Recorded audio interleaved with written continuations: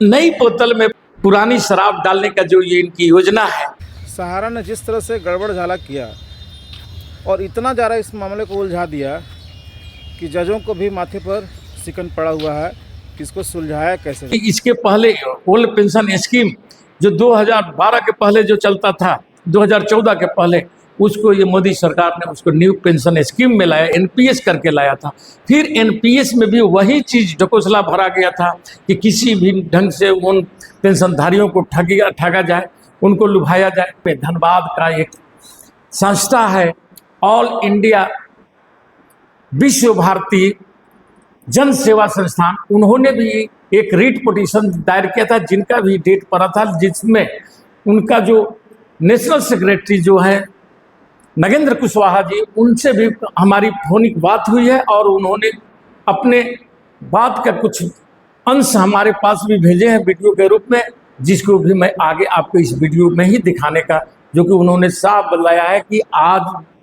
भी वो लोग कोर्ट में गए हैं, लेकिन मामला वहाँ भी आज भी वह नहीं सुनवाई हुआ, क्योंकि 3 तारीख का ही जो मामला चल रहा था, जो वे रेड और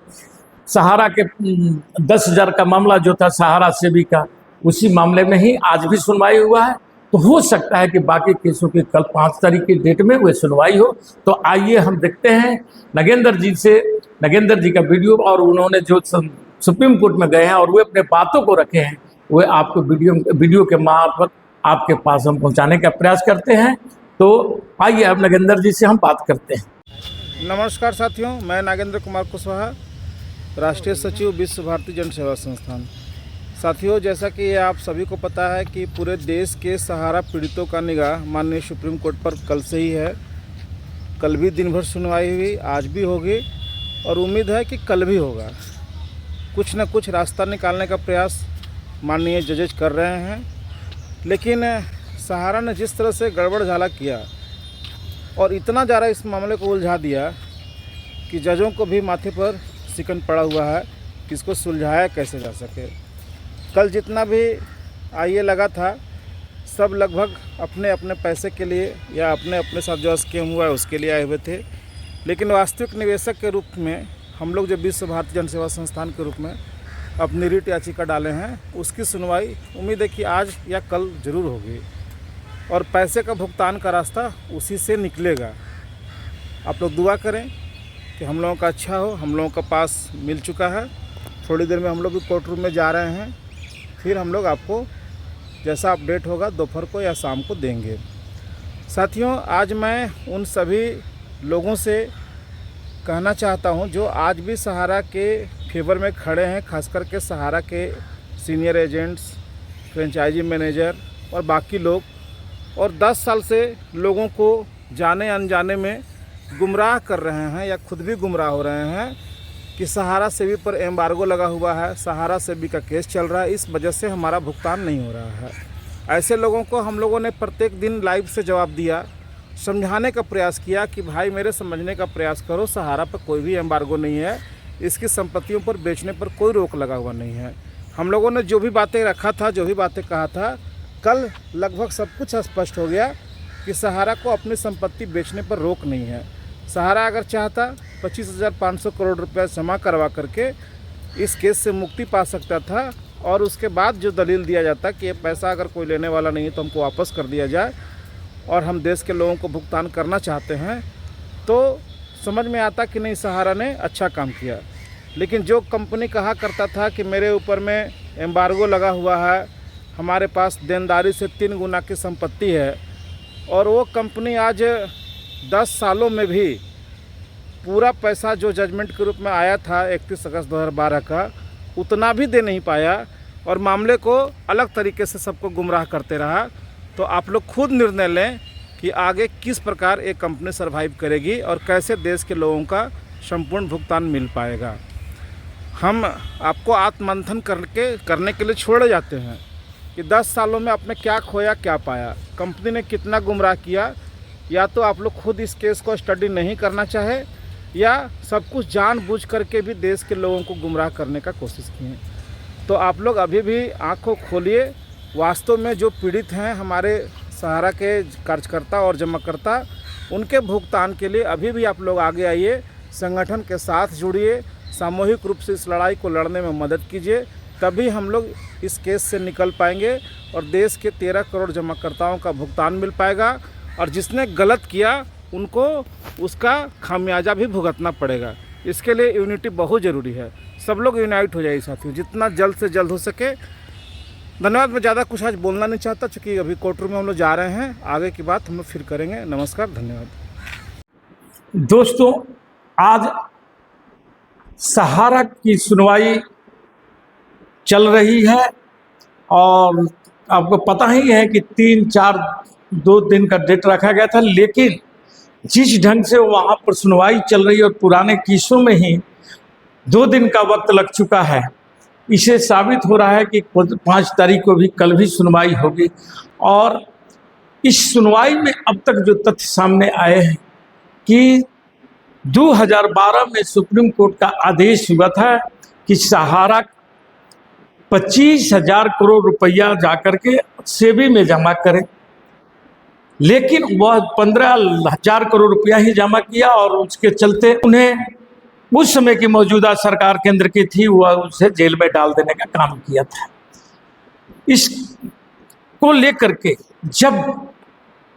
कल मामला सामने आया सुप्रीम कोर्ट में कि आखिर के वे 10,000 करोड़ रुपया क्यों नहीं आज तक जमा हुआ, उसके बाद उन्हें बेल पर बेल किस आधार पर मिला है, तथा जो सहारा पर रेड पड़ा था उस संबंध में भी बहुत सी बातें हुई, बहुत सी बातें को उठाया गया है।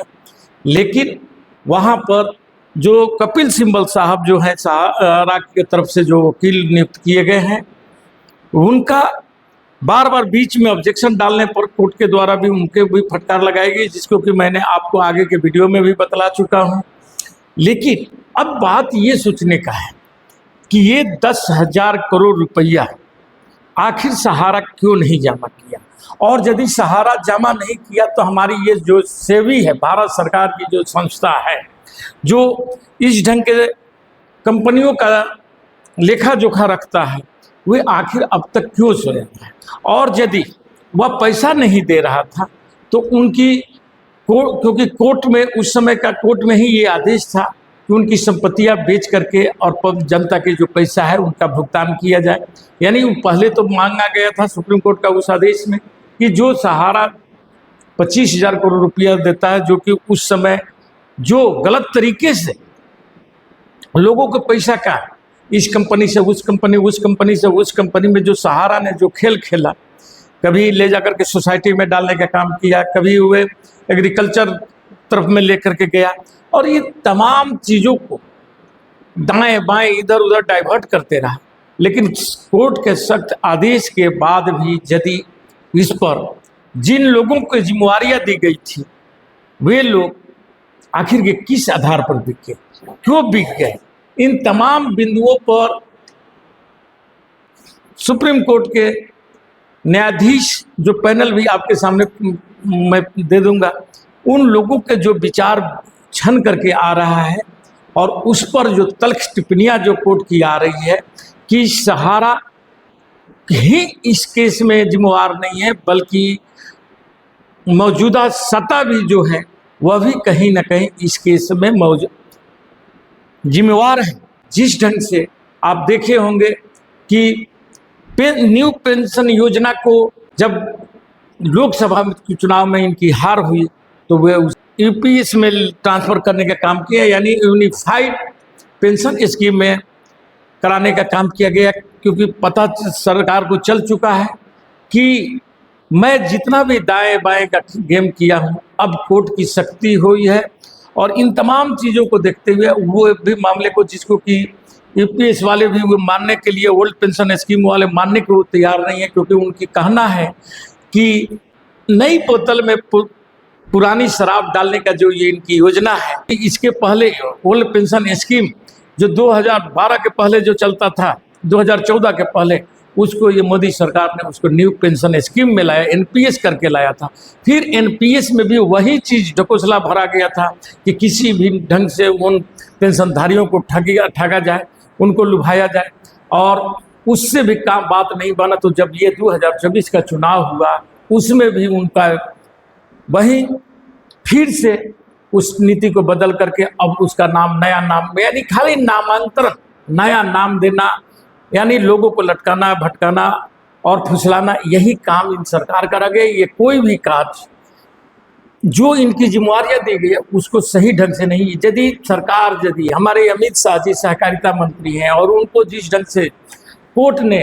5,000 करोड़ रुपया दिया था बांटने के लिए, उसको भी आज तक नहीं बांटे, ये तमाम चीजें क्या दर्शाता है? ये आप भी समझदार हैं, आप भी समझ सकते हैं, देख सकते हैं कि सिर्फ लटकाने भटकाने का काम, जब मान लीजिए कि ये 2.5 लाख लोगों का ही और 250 करोड़ रुपया बेटा, बाकी पैसा का क्या हुआ, कहाँ गया, इन तमाम बिंदुओं पर कोर्ट अभी बात चल रहा है, क्योंकि ये पुराने आईओ जो सैकड़ों में आईओ जो लगा हुआ है उन पर ही सुनवाई चल रही है।